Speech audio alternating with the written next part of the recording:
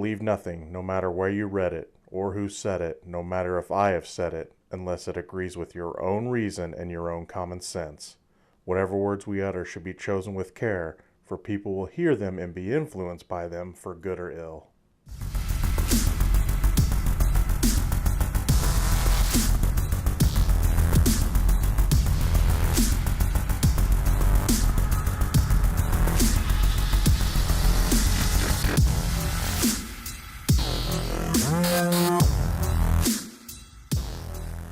Hey everybody, I'm Gino Reynolds from The Real Gino, and welcome to a new installment of Chillin' Netflix. Today we're going to be taking a look at Marvel's new show, Iron Fist. So, the Marvel Netflix series of shows have a pretty great track record. While I've had a few minor issues with all of them, the good always far outweighed the bad. That is, until now. While I didn't hate the first season of Iron Fist as much as a lot of other people, I felt it was far from a great start. I will also warn you, there will be spoilers for this one. It's hard to pinpoint which of this season's problems were the worst, so I'll briefly talk about all of them, then elaborate on a few.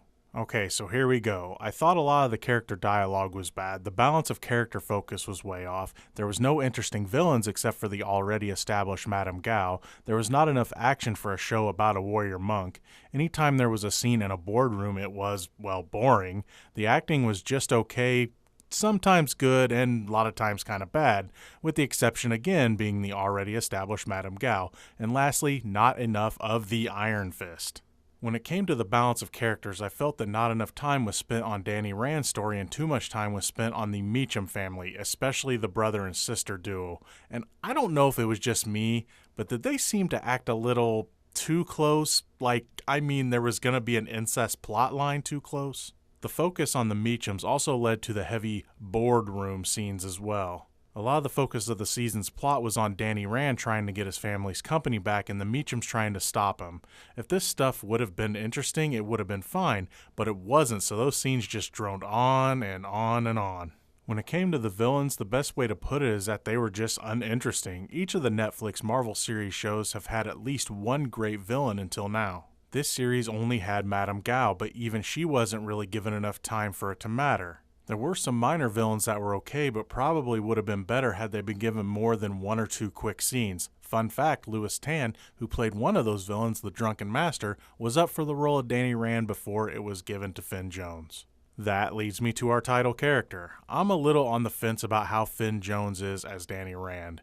There were some scenes that he was involved in that were really good, but then there were some others that were, well, not so good. I really don't know if I bought him as our main character or not. I'll just say that I don't think he was ready for a lead role like this yet. The standout of the supporting cast would have to be Jessica Henwick as Colleen Wing. I'm not saying she was great, but she was probably the best out of everybody when it came to the new characters. Rosario Dawson returns as Claire Temple, but unfortunately she is hampered by some pretty bad scripting. I'll end talking about the action of the series. When it happened, it was very hit and miss, no pun intended. Some of the action was pretty good, like Danny Rand's trial at the hands of Madame Gao. A lot of the other action was okay, but it was too far and in between and was bogged down by the boring stuff. And again, the show is called Iron Fist. When you make so many excuses not to use the legendary living weapon throughout your season, those excuses just get old. Now, I understand that part of the story is that his training was not complete. While I find it hard to believe he didn't learn anything about the Iron Fist in the 15 years he was missing, I would have went along with the story had they focused more on him learning about his powers rather than focus on all the other stuff. In conclusion, while I would still recommend this series, it would only be so that you don't miss out on things that might be relevant in future shows. I would also recommend that you try not to binge this one. Take your time because all of the boring scenes add up after a while. As always, thank you so much for watching. What did you think of Iron Fist? Feel free to comment on it down below, give this video a like, and subscribe to the Real Gino YouTube channel. But remember, it's only just one guy's opinion. I'm Gino Reynolds from The Real Gino. Till next time.